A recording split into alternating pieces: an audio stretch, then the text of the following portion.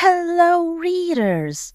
Welcome back to Reading in the Middle, the show where books meet big feelings and every reader, kids, librarians, educators, and families, gets a front row seat to the magic of the story. Today, we're stepping behind the curtain, not the bright, glittery side of School Musical, but the world underneath it. The taped down X's, the whispered cues, the last minute prop disasters, the quiet heroes who keep the whole thing running when no one else is looking. And if you've read Setting the Stage, you already know this world belongs to Ella Amani, a kid who has been waiting her whole life to be a stage manager.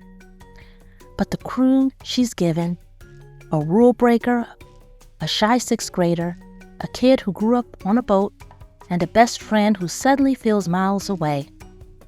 Add in a cast who treats the crew like servants, and the pranks start flying. It's chaotic, it's funny, it's tender, it's middle school. And it's written with so much heart that you can feel the fluorescent hallway lights, the headset static, and the pressure of wanting everything and everyone to be okay. Joining me today is the author behind the Backstage Brilliance, Lindsay Champion, whose new trilogy begins with Setting the Stage and continues with Tech Week coming in 2026. I'm so excited to talk about the characters who climb into your heart, the drama behind the drama, and the quiet courage of the kids who make the show happen. Let's raise the curtain.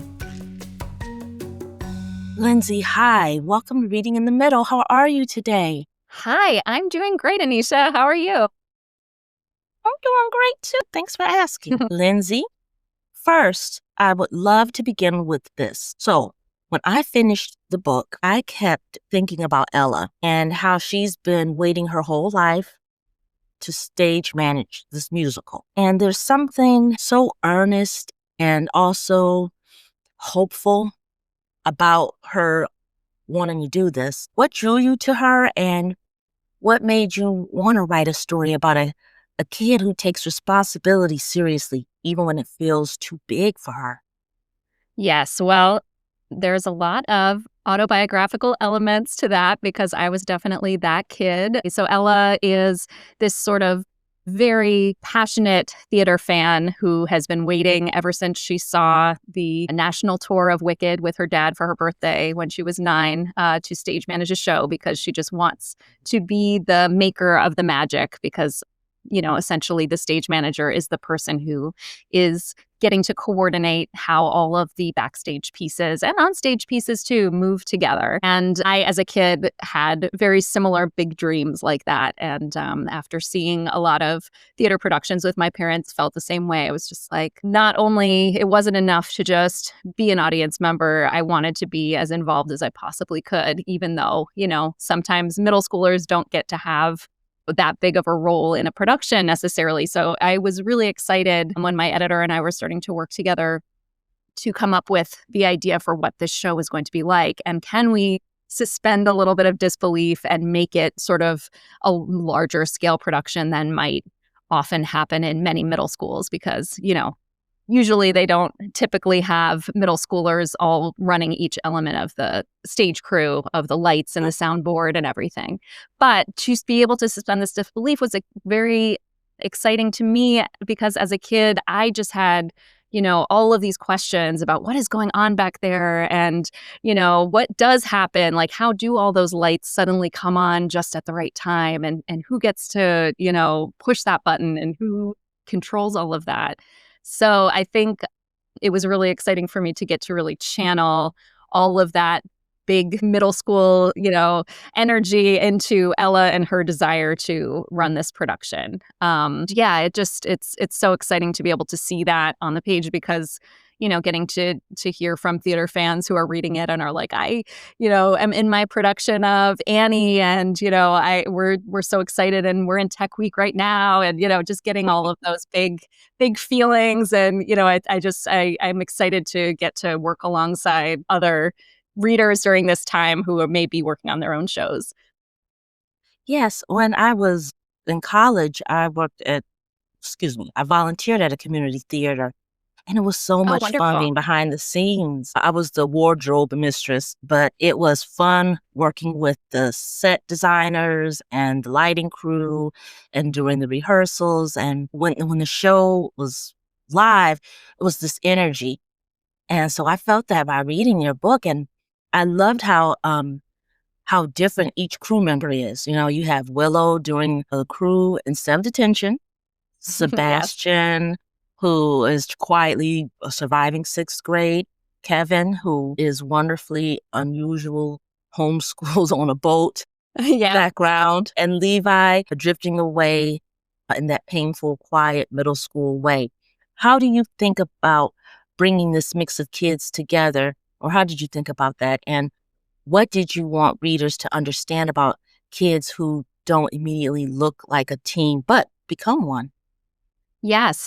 Well, first off, I do feel like, and this is sort of my, I getting on my soapbox here about theater because I know a lot of theater programs are being cut in many schools, but like I really do feel like the team element is so important both on stage and off stage. It's a lacrosse team, it's a basketball team. These kids are working together in a way that is equally as, difficult, rewarding, important for their social development as a sports team. So I do think it's really important to show that theater can be for everybody. It's not just the people that we often see in the spotlight and as the subject of many other books in this genre, who are the lead in the musical. And of course, there's many people wanting to do that and dreaming of doing that. But there's so many other theater fans like Ella, not theater fans like Willow, who can find their place in this team, and they're all equally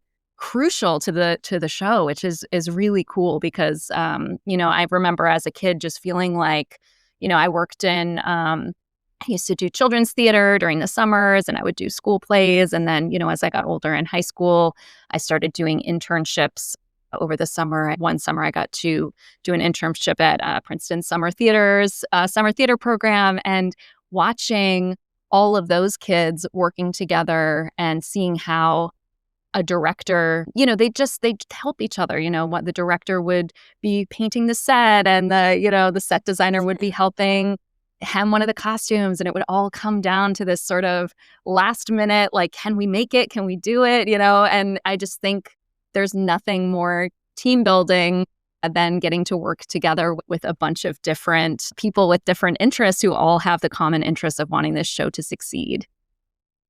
Absolutely. They want to see it work, and it's exhilarating too, right? It's so Yes. exhilarating, and it's a lot of like, it's nerve-wracking, but it's also rewarding, Yeah, there's right? no bigger rush than, a few minutes before the audience is coming in and everyone's peeking around the wings of the curtain trying to see who's there and who's coming. And it's just, it's really, there's nothing like it. And do think giving kids that opportunity to at least read about it, if that's not happening on such a large scale in their town through summer theater programs or community theater, a lot of places don't have that as it's not as common as it used to be to have that in every single town. So I think that it's really important that kids get to know that this is an option for them. I agree. You write their conflicts with such empathy, even when they frustrate each other, and you can feel something tender underneath. What do you pay attention to when writing kids who are trying and sometimes failing to understand each other? That's a great question. I will say I'm going to give so much credit to my editor, Kate Egan, who is just, she's incredible. She's a writer of many books of her own, and she's an editor of some, books that I'm sure your audience has read several. The Hunger Games trilogy is one of them, but also, Mm. many other books that are so have that just like sensitivity and heart within the larger story. And I do think that that's just something that really takes, revision after revision to sort of hone in on each and really take our time with each story and how these characters are working together or feeling misunderstood by each other, the secrets they're keeping from each other. And am hoping that readers will stick with us because there are 3 books in this series. And the first book is a lot of character development. It's a lot of, exploring Yes. how they're feeling on their own together. And the second book, which is written and I'd say 98% done at this point, ready to go.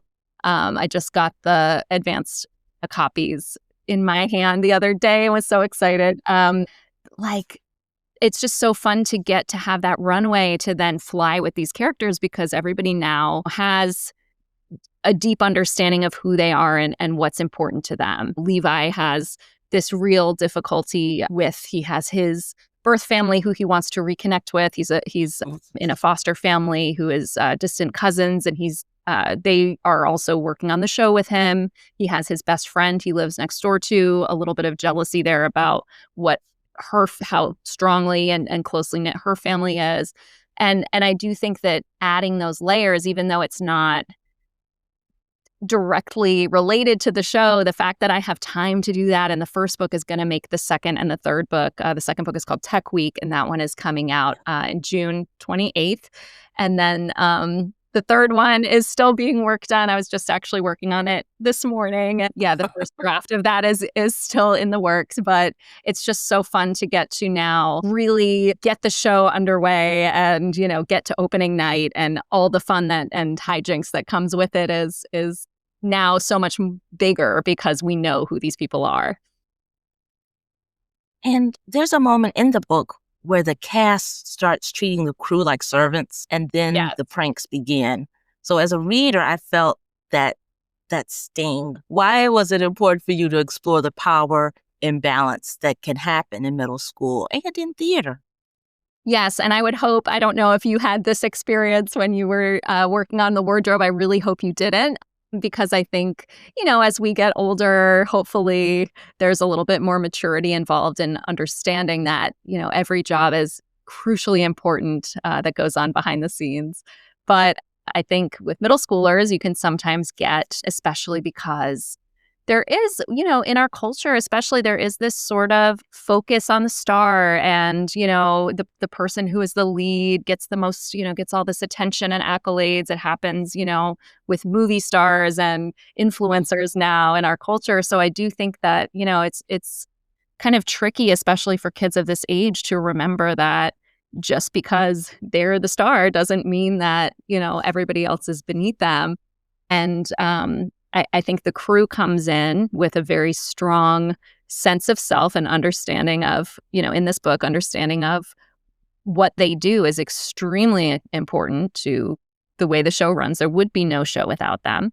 And the cast, some members of the cast need to learn that lesson. And it plays out in a very involved prank war, which stretches out across all 3 books.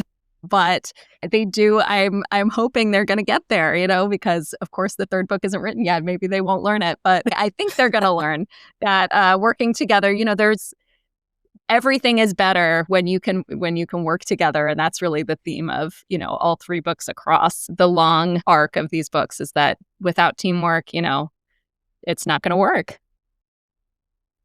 Yes, if you don't have the team working together, you're not going to, the end result, you won't have it at all. And in those scenes that I mentioned, Ella, she has to decide to speak up. And when you lead differently, that's what she has to decide to do because she's in charge. So what do you hope kids who read the book take away about standing up for themselves, even when they're not the loudest voice in a room? Because it can be difficult. You see all this going on, but you have to speak up. Mm-hmm. You may be afraid to do so, but you have to take charge, to get everything in order. Yes, and that is something I have to say, I think I still have trouble with this and need to learn this too. It's a really difficult lifelong struggle to know how to lead in the right way and know when to say something and when to stay quiet. And this is very nuanced, and it can be really difficult for kids to know what the right thing to do is. And this is something, I have young kids. I'm trying to teach my kids every day, what's sort of the protocol when you see something or you hear something that doesn't feel right to you, and who do you tell, and when do you decide to say it? And I think for the kids in this particular book, and particularly Ella, this is something that we worked on a lot in the developmental edits and I remember just sort of, typing over and over, trying to figure out exactly what and when the best way to help her learn these lessons is, because, when you are given power, being the boss is not the same as being bossy, and making sure that, you are leading by not doing everybody else's job, but empowering them to be their best selves and do their best work is a really challenging and nuanced lesson to learn. So that's, again, another one that I'm so thrilled that I have 3 books to be able to work on, because it's tough. So excited about the next book coming out. And June just seems like a long time, but it'll be here before you know it. Yeah, I'll send you an early copy. You can get to read it early. Thank you. Thank you so much. Now, Lindsay, you write the small heartbreak of drifting friendships, especially between Ella and Levi, so delicately. How did you approach writing that kind of quiet emotional shift? Well, thank you for saying that, because, yeah, it is. It is. I mean, anyone who's had a best friend knows that there are times when you feel like you're the same person and you're sharing a brain. And there's other times when you feel not only distant from them, but unsure how to form the words to be able to explain how you're feeling and whether or not that feeling is shared or accepted. It can be really difficult to be a best friend. And I think that's also something that probably, is going to happen a lot for kids in middle school, because people are changing and, life isn't going to remain the same. Levi has an issue where he isn't sure if he's going to be even going to the same high school as Ella, his best friend, because his, living situation is a little bit up in the air. And Ella just assumes, because she doesn't have to worry about that, and it hasn't really occurred to her, because Levi hasn't spoken about it much, that they're going to go not only to high school together, but definitely go major in musical theater or technical theater in college, and go off and be doing national tours together and being the stage manager and, in tech together. And that's just, he does not have the luxury of being able to dream that big. And that's a big thing for a kid. Like, how do you articulate that when you're 12, when you're 13? So I think the only way that you can write it is, from your inner memory of, like, from my inner memory as a 12 and 13-year-old, where everything feels so big and so scary. But how do you say that? You can think about it, but how do you say that to your friend? So I think it's really still in my recent memory of having been that age, and I just had to tap into that, and hopefully kids are going to resonate with that, or that's going to resonate with kids rather. Resonated with me. You captured it so well. Oh, wonderful. Being 12. Yes, I know what that's like. So, yeah, you did a great job. Thank you so much. Oh, yes, of course. And when you write scenes full of motion and timing, like rehearsals, what guides you? Is it rhythm, emotion, visual memory, or all 3?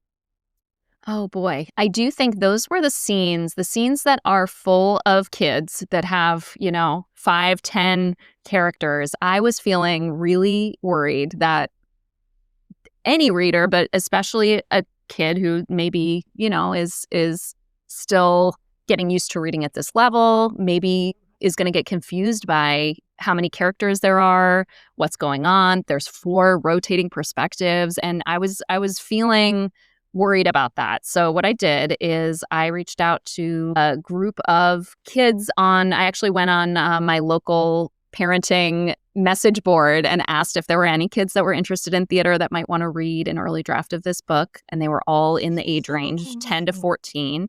I got so many enthusiastic responses. I had to turn some away and say, you're going to be on the next book. Thank you so much, because it was too many. So, which was so cool. And so I had them read it. It was during the summer. So again, I was so appreciative because I know they just want to enjoy their summer. And I got some of the best feedback. And one of the things that I was so not only relieved, but just able to sort of move forward with some of these more complicated scenes was that those were some of these kids' favorite scenes in the book. They were saying, I wasn't confused.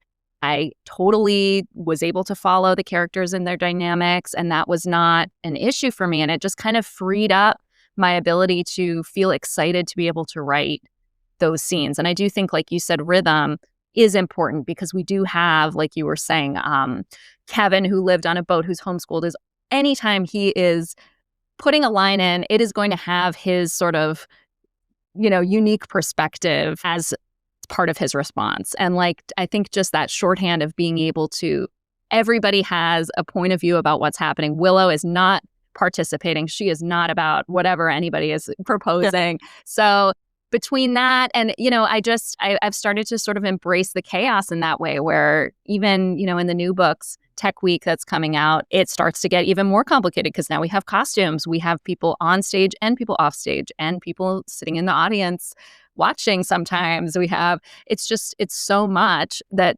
there's times that I think, oh boy, is this too much? Are they going to be able to follow this? And then I think about these kids and I think I'll just send them an email and have them read the scene and see what they say, and just try to take it one step at a time and give kids credit, I think that by doing that, they enjoy being a part of the process too. Having them read the book ahead of time as well, especially those that didn't get a chance to make it first for the first book. Exactly. Yeah. And this, like we mentioned, this is the first book in the trilogy. And we don't want to spoil anything, but we know the second book, like you mentioned, Tech Week arrives in 2026. And Tech Week is legendary in theater. It's intense, exhausting, transformative. My goodness. Transformative. Can I talk? I think you can say it. That's one of those words you can say both ways, right? Transylvania. Okay, no. Yeah. Transformative, right? Yep. Yeah, transformative. Oh my goodness. Let's go to Transylvania. That's my favorite. Yeah, let's do it. It was exhausting to go to Transylvania. So what made you decide that this 1 week, this pressure cooker moment deserved its own book? That's a great question. This was definitely a decision that my editor, Kate, and I made together. And she has children, they're older now, but kids that were heavily involved in stage crew as well. So that was really fun. And I think that, there's this famous expression that every kid going through tech, whether they're in the cast or the crew, know, which is, I can't, I'm in tech, because it is the craziest, most difficult period of any show. It's the time when really, even in school, a lot of schools will expect that you're there most of the night. I remember for load in and cue to cue, which are the very beginning parts of tech where you bring in all the sets and costumes and all the pieces, come together on stage, and then you just run all the cues. So just the lights, just the sound without any of the dialogue in between. We used to, when I was a kid in my high school, that was an all day. We were expected to get there on a Sunday at 8 a.m. or maybe even earlier, 7 a.m. and stay all day until midnight at least. And I don't know, that was in the 90s, so maybe, or the early 2000s, maybe they don't do that anymore, but it was a marathon. And it really, it's so important and crucial to get all the kinks out during this time. And this is the time really both the cast and the crew in any show are going to be feeling like this is impossible. This is not all going to be able to happen before opening night. This is nuts. And of course, in these books, with a prank war going on, with all of these other things happening, there are some major upsets that go on in book two. Book two was actually my favorite. So far, it was definitely my favorite to write. And so far, I think it's my favorite to read as well. It's just to the minute, how many more disasters can possibly happen to this poor show, and how can it possibly be up in time for opening night? What's going to happen, And so I think that's not that unrealistic. It really does feel like that in any given production. I don't know if when you were involved in theater, if it felt that, Yes, breakneck, but it really, the stakes are high. And sometimes, they are. You don't know if you're going to make it. So I think anybody, Tech Week truly, just having been a theater kid, still creates a pit of dread in my stomach, just those two words. So hopefully anybody who's been involved in theater will immediately understand why there is an entire book devoted to that, those 5 or 6 days. You said you still get that feeling. Yeah. Mhm. Yeah, it's really something else. It's sort of, internalized at this point, but it's a tough time. But great memories too. Oh, yes. I mean, because you can't have opening night without Tech Week, so gotta get through it. Now, Lindsay, as you look across the trilogy, what emotional journey do you hope readers experience with these characters? That is Let's see. So when I was a kid, obviously very obsessed with theater, and my parents would take me every Saturday. We would go to the library. We would go often to bookstores. Oh, yes, it was a routine all afternoon. It was so Woo! nice. Yes. And I got to know that library so well. And as a theater kid, I would walk around and I would look at the fiction. And, there were a few books that I read millions of times. Let's say there was a Babysitters Club super special where they did Peter Pan, which also a few other theater friends of mine of my age have mentioned this being a very formative book, as well as, oh gosh, there was a book called Curtain Going Up. Can't remember the author, and I don't think it's out of print, but that one was very important. But there wasn't much. There was the theater shoes books, of course. There are the shoes books, ballet shoes, theater shoes. Noel Stratfield. It's the best Christmas pageant ever. Is that one? Is that a theater Yes. book? I could be wrong.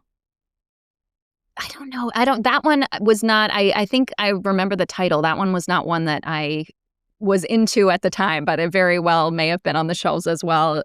And then there was this magazine, because, we also had magazines and newspapers. I would go through and read every theater review of, of any show that was nearby in the newspaper. And then in theater magazine, I would read cover to cover, which was in print at the time. But then I'd go over to the technical theater books and read. There's a book called The Best Stage Crew Ever, and, a lot of just like dry sort of nonfiction, and just think there has to be something else in this building. Like, what are my other books? Because, I'm a kid, I was reading so fast.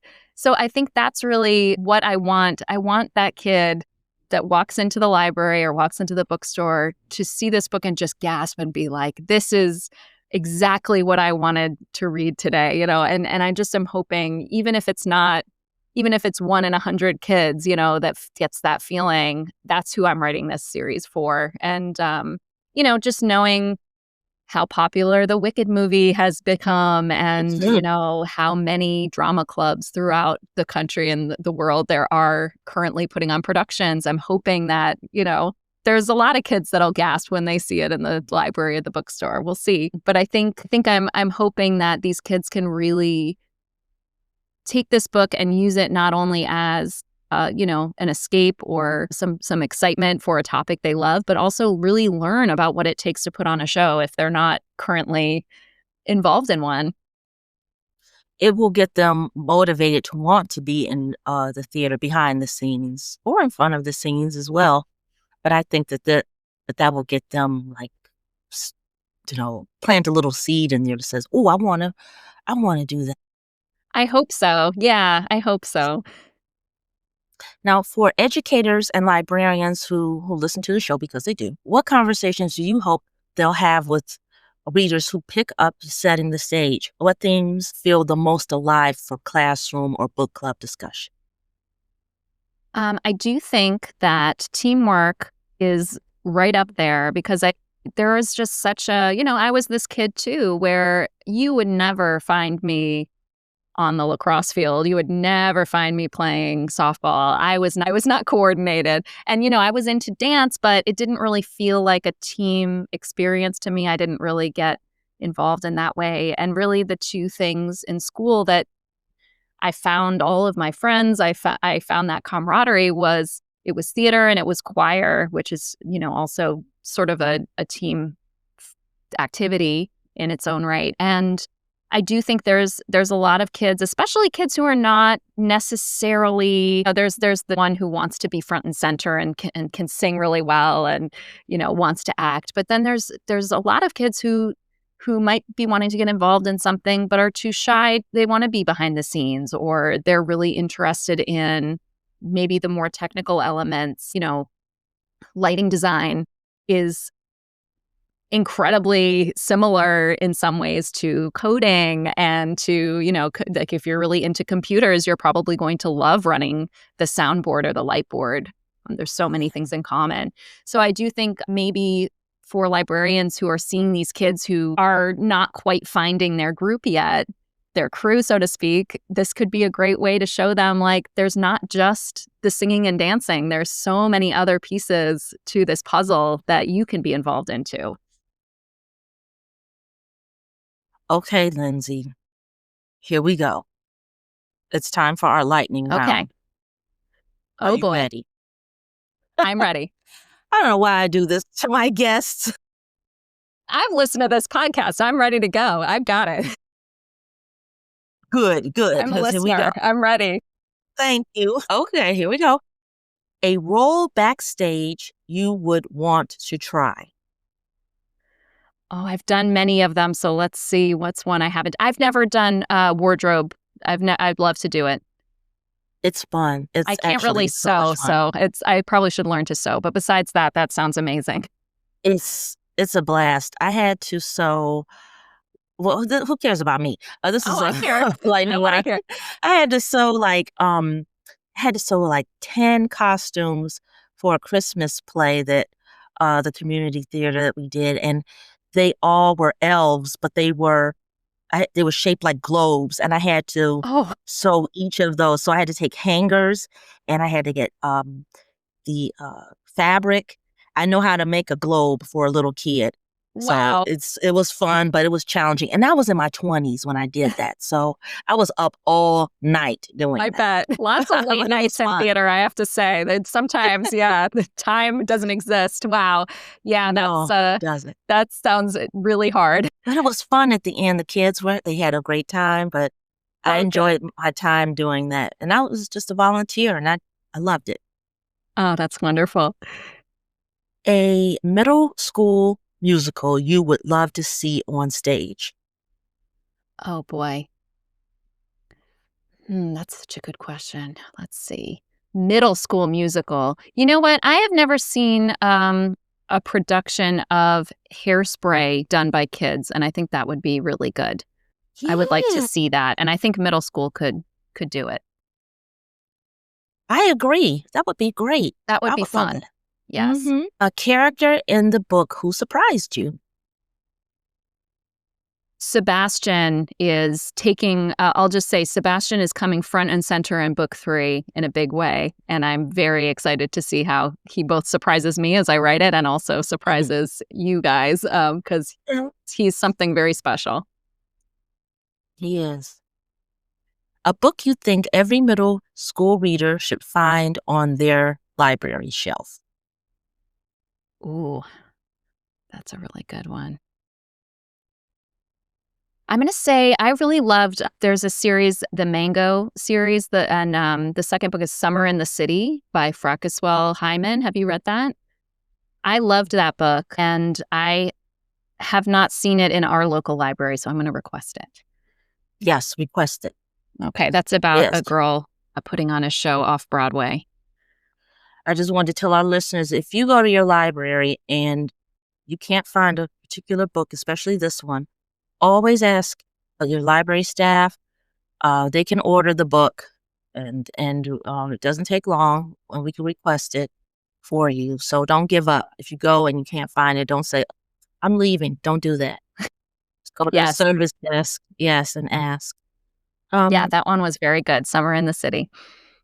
okay. If you could speak directly to the kid who picks up this book because they don't feel seen, maybe a kid who feels like the stage crew in their own life, what would you want to tell them? I would say do not wait for anyone to give you permission to do what you want to do. Even adults sometimes don't know what they're doing, and really just being there, signing up, and trying your best is more than enough. And don't worry about whether or not you think you have what it takes. Just get yourself in the room. Yeah, get yourself in there. Yes. Lindsay, thank you for writing a story that shines a light on the kids behind the scenes, the quiet leaders, the thinkers, the problem solvers, the ones who make the show happen. And to our young readers, to the librarians, teachers shaping them, thank you for listening. I want to thank you so much, Lindsay. This is so great. This is a wonderful Thank you. Thank conversation. you so much for having me. And I love reading in the middle. Oh, thank you so much. Lindsay, thank you for taking us backstage, not just into the world of the school musical, but into the hearts of the kids who hold everything together. Ella, Willow, Sebastian, Kevin, Levi. They remind us that leadership can be quiet, friendships can be complicated, and sometimes the bravest thing a middle schooler can do is keep showing up. Headset on, gaffer tape in hand, even when the spotlight isn't on them. To our young listeners, if you've ever felt like the stage crew in your own life, working hard in the wings, not always seen, this story is for you. There's power in the work you do, the kindness you give, and the courage you don't even realize you're showing. To our librarians and educators, thank you for championing books like this, for creating spaces where every reader has a role, and for seeing the kids who sometimes stand a little behind the curtain. And to everyone listening, thank you for spending time with us today.